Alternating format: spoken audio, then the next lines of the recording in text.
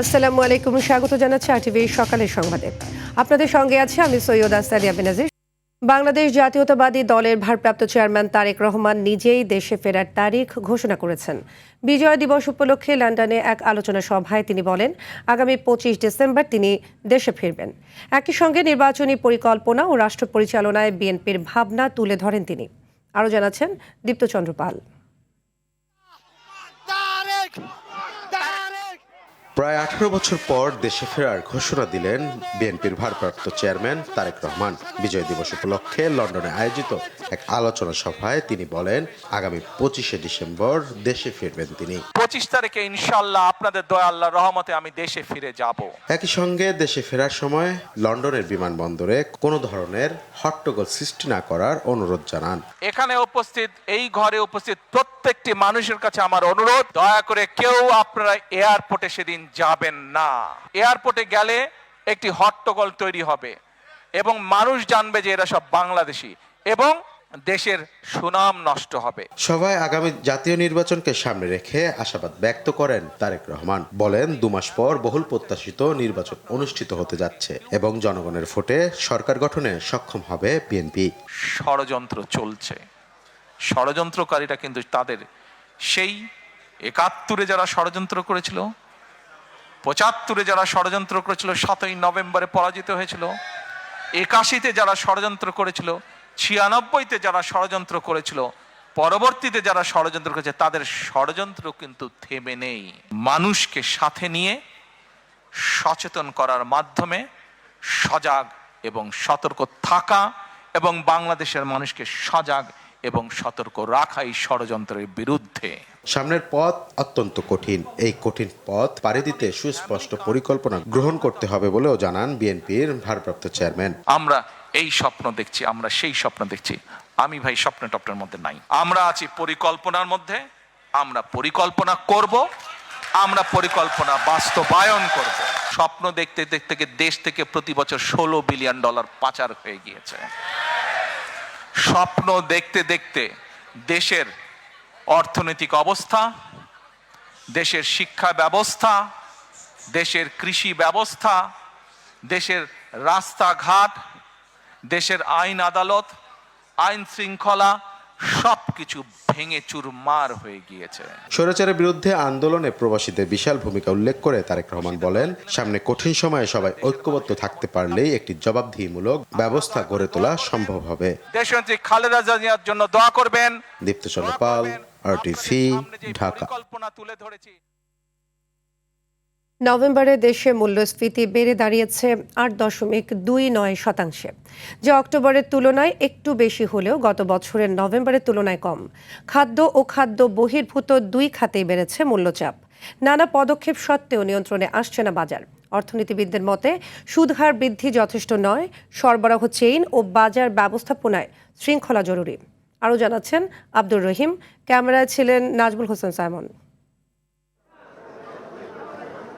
গত বছর নভেম্বরে দেশে মূল্যস্ফীতি ছিল 11.38%।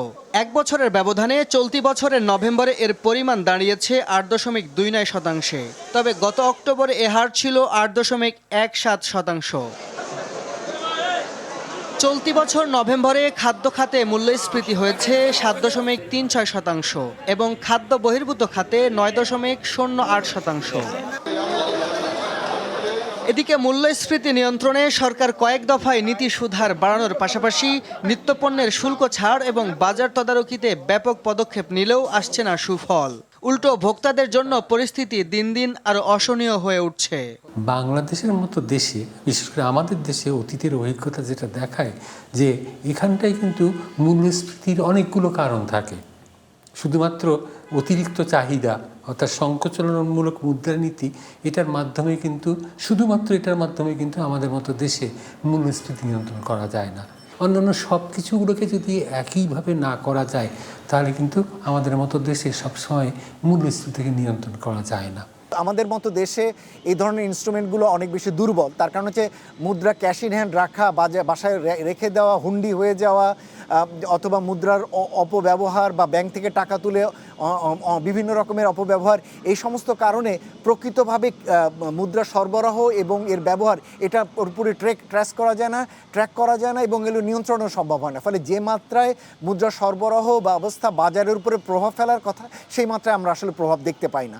অর্থনীতিবিদরা বলছেন শুধু নীতি সুদ হার বাড়িয়ে মূল্যস্ফীতি নিয়ন্ত্রণ সম্ভব নয়, বরং এখানে রাজস্ব নীতি, বাজার ব্যবস্থাপনা ও পণ্যের সরবরাহ চেইন শৃঙ্খলা ফেরানো গুরুত্বপূর্ণ। বাজার ব্যবস্থাপনা তো আমরা সবাই জানি যে কী অবস্থা হচ্ছে বাজারের, তাই না?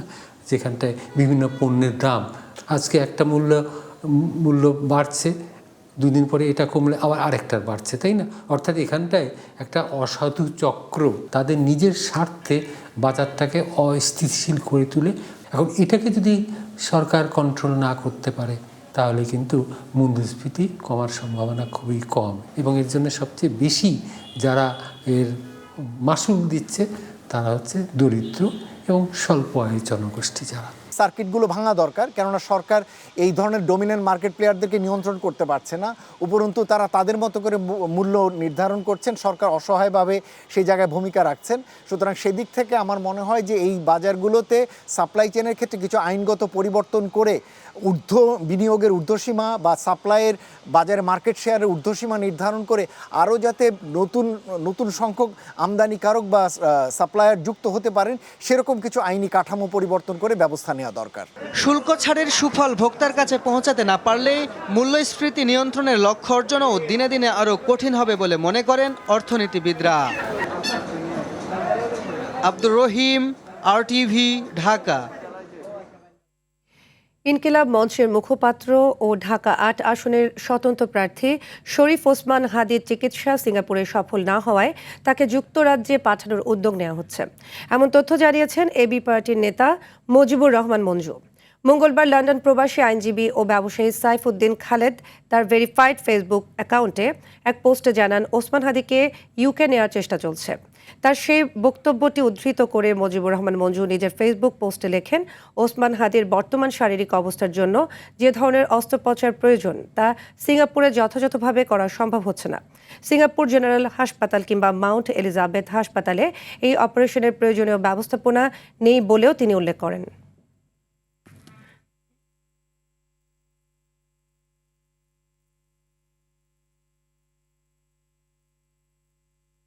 ইনকিলাব মঞ্চের মুখপাত্র শরীফ ওসমান হাদিকে গুলির ঘটনায় মূল অভিযুক্ত শুটার ফয়সালের বাবা মাকে আটক করেছে র্যাব ১০।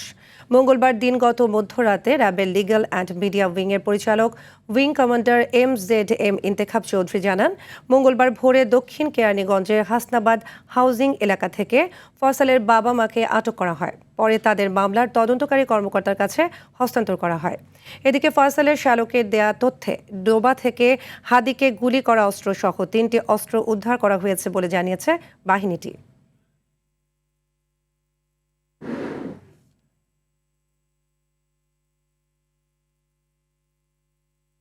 শিল্প কলকারখানার দাপটে কৃষি জমি কমছে ঢাকার ধামরায়ে। কলকারখানার বর্জ্য এসে মিশছে নিচু আবাদি জমিতে, এতে মাটি হারাচ্ছে উর্বরতা, কমছে উৎপাদন, হুমকির মুখে পড়ছে জনস্বাস্থ্য। গবেষকরা বলছেন, কারখানা কর্তৃপক্ষ বর্জ্য পানি পরিশোধন প্লান্ট স্থাপন করলে কিছুটা মিলতে পারে মুক্তি। ধামরাই থেকে রাজিউল হাসান পলাশের পাঠানো তথ্যচিত্রে আরও জানাচ্ছেন আব্দুল হামিদ। অপরিকল্পিত শিল্প কারখানার আগ্রাসনে আশঙ্কাজনকভাবে কমছে ঢাকার ধামরাইয়ের কৃষি জমি। অপরিশোধিত বর্জ্য ও ধোঁয়ায় দূষিত হচ্ছে পরিবেশ, প্রকৃতি। সম্প্রতি উপজেলার ডাউটিয়া ও জয়পুরা মৌজার বিভিন্ন এলাকার মাটি, পানি ও ধানের নমুনা পরীক্ষা করে ক্ষতিকর রাসায়নিকের মাত্রাতিরিক্ত উপস্থিতি পান গবেষকরা। কৃষকরা বলছেন, দূষিত বর্জ্য ও রাসায়নিক পদার্থ মিশ্রিত দুর্গন্ধযুক্ত পানিতে চাষ করে তাদের ভুগতে হচ্ছে নানা রোগে। আমার 200 ডিসিবেল জায়গা আমি বলতে পারি না।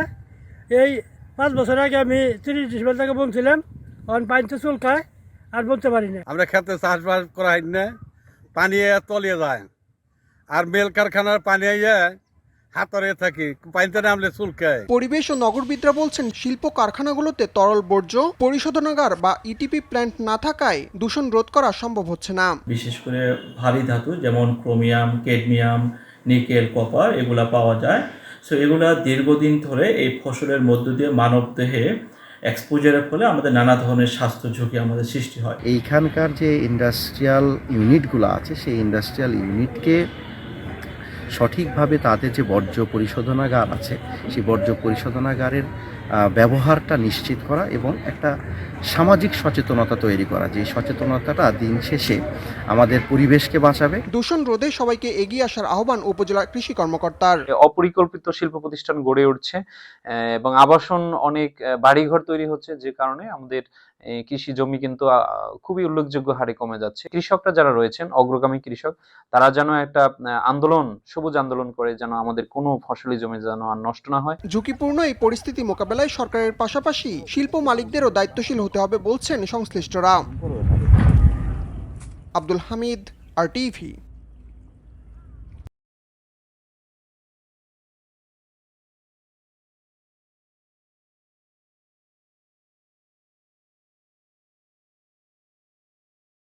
আজ 17 ডিসেম্বর খুলনা হানাদার মুক্ত দিবস।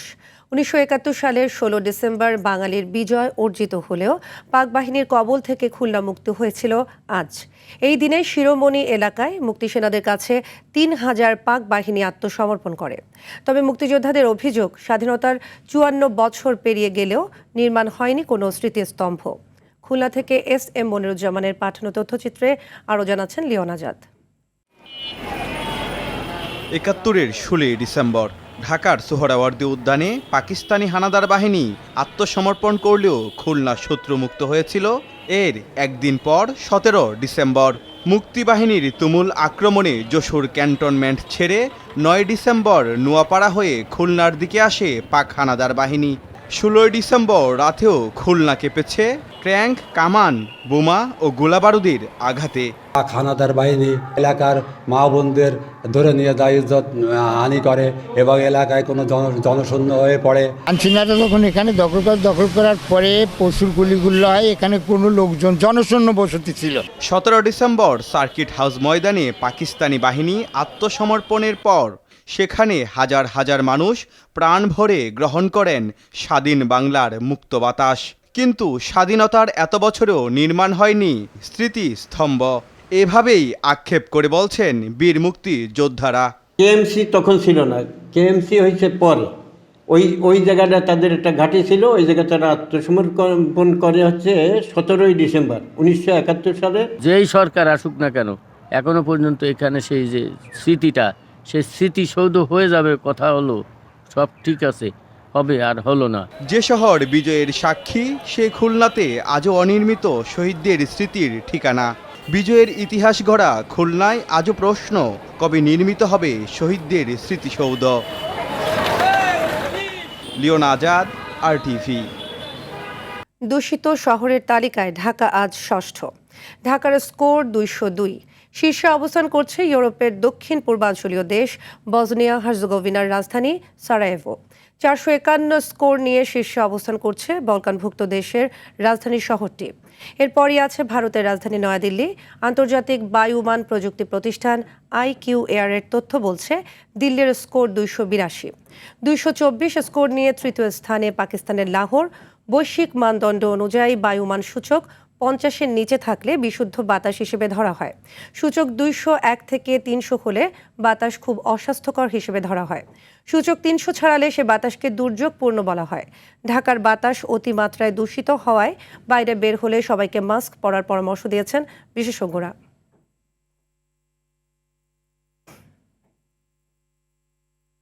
পৌষের প্রথম দিকে শীতের কারণে হাসপাতালে বাড়ছে শীতজনিত রোগীর সংখ্যা। দুর্ভোগ বেড়েছে দিনমজুর, ছিন্নমূল ও নদী পাড়ের মানুষের।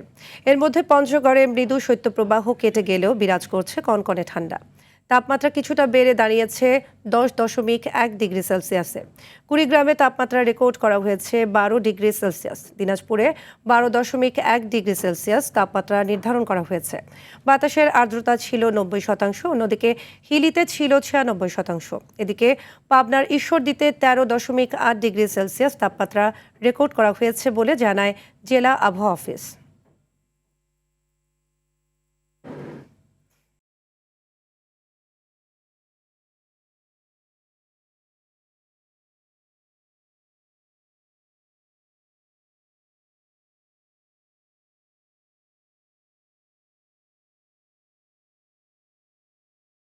আইডিএলসি পরিবর্তনের পথে বাংলাদেশ।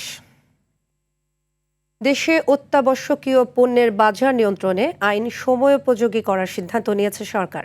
এটি চূড়ান্ত হলে বাজারে সরকারের হস্তক্ষেপ আরও স্পষ্ট হবে এবং অস্থিরতা মোকাবেলা আরও সহজ হবে। বাণিজ্য মন্ত্রণালয় জানায়, এখনও পাকিস্তান আমলের আইন দিয়েই বাজার নিয়ন্ত্রণের কাজ চলছে। তাই পরিবর্তিত বাস্তবতায় বাজার কাঠামো, পণ্য বৈচিত্র্য ও মূল্য কারসাজির রূপ বদলে যাওয়ায় আইনটি সময়োপযোগী করার সিদ্ধান্ত নেওয়া হয়েছে। নতুন এই আইনটির কাজ শুরু হয় 2021 সালের শেষের দিকে। 2022 সালের শুরুর দিকে তৈরি করা হয় প্রাথমিক খসড়া। এরপর খসড়া আইনটি ওয়েবসাইটে প্রকাশ করে ব্যবসায়ী সংগঠন, আইন বিশেষজ্ঞ ও নীতি নির্ধারক সহ স্বার্থ সংশ্লিষ্টদের মতামত নেওয়া হয়। এর ভিত্তিতে 20টি ধারা ও একটি তফসিল সহ আইনটির পূর্ণাঙ্গ খসড়া তৈরি করা হয়। নতুন নাম দেওয়া হয় অত্যাবশ্যকীয় পণ্য আইন 2025।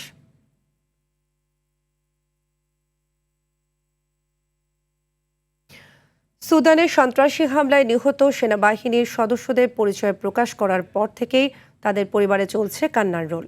নিহতদের মধ্যে 2 জনের বাড়ি কুড়িগ্রাম, অন্য 4 জন রাজবাড়ী, নাটোর, কিশোরগঞ্জ ও গাইবান্ধার বাসিন্দা। নিহত এসব সেনা সদস্যদের বাড়ি সহ শোকের ছায়া নেমে এসেছে এলাকা জুড়েও। দ্রুত শহীদ সেনা সদস্যদের মরদেহ ফিরিয়ে আনার দাবি স্বজনদের। প্রতিনিধিদের পাঠানো তথ্যচিত্রে সোলাইমান কবিরের রিপোর্ট। সুদানের আবেই অঞ্চলে জাতিসংঘ শান্তিরক্ষা মিশনে হঠাৎ সন্ত্রাসী হামলায় প্রাণ হারান বাংলাদেশ সেনাবাহিনীর 6 সদস্য। রোববার এক সংবাদ বিজ্ঞপ্তিতে শহীদ সেনা সদস্যদের নাম প্রকাশ করেছে সেনাবাহিনী। প্রাণ হারানোদের একজন কর্পোরাল মাসুদ রানার বাড়ি নাটোরের লালপুরে। আপন 3 ভাই চাকরি করতেন বাংলাদেশ সেনাবাহিনীতে। তবে মাসুদ রানা এখন অতীত। মাত্র 38 দিন আগে শান্তিরক্ষী হিসেবে আবেই অঞ্চলে যোগ দিয়েছিলেন তিনি। স্বজনদের কাছে মৃত্যুর খবর পৌঁছানোর পর থেকেই তার বাড়িতে চলছে শোকের মাতম।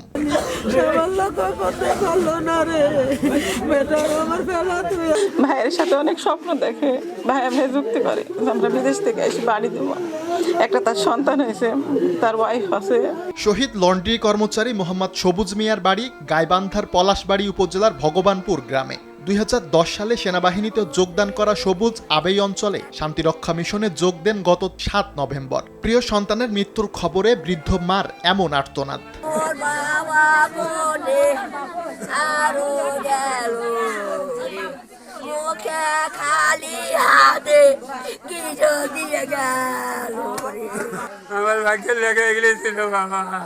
আমি এখন পর্যন্ত আমার বিশ্বাস হয় না সে মারা গেছে। আমি কখনোই বিশ্বাস করবো না যতক্ষণ না আমি ওকে চোখে দেখবো। এই কান্না ও আহাজারি সুদানে প্রাণ হারানো সৈনিক শান্ত মণ্ডলের মা ও স্ত্রীর। তার গ্রামের বাড়ি কুড়িগ্রামের রাজারহাটে। প্রাণ হারানোদের মধ্যে রয়েছেন একই জেলার উলিপুরের সৈনিক মমিনুল ইসলাম। তার বাড়িতেও চলছে শোকের মাতম।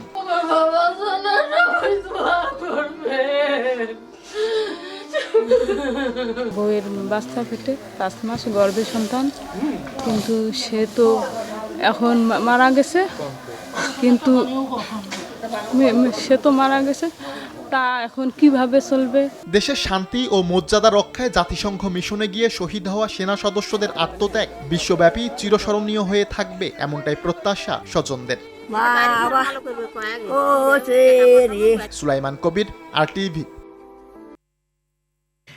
মানিকগঞ্জের হরিরামপুরের উদ্বোধনের আগেই পদ্মা নদীর শাখা খালে ভেঙে পড়েছে একটি সেতু। এতে চরম ভোগান্তিতে পড়েছে অন্তত 10 গ্রামের মানুষ। বছরের পর বছর ধরে সেতু নিয়ে নানা স্বপ্ন দেখেও তা নিয়ে আলোর মুখ দেখতে পায়নি স্থানীয়রা।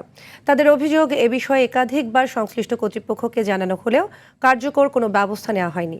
মানিকগঞ্জ সংবাদদাতার পাঠানো তথ্যচিত্রে আরও জানাচ্ছেন আবরার মাহি।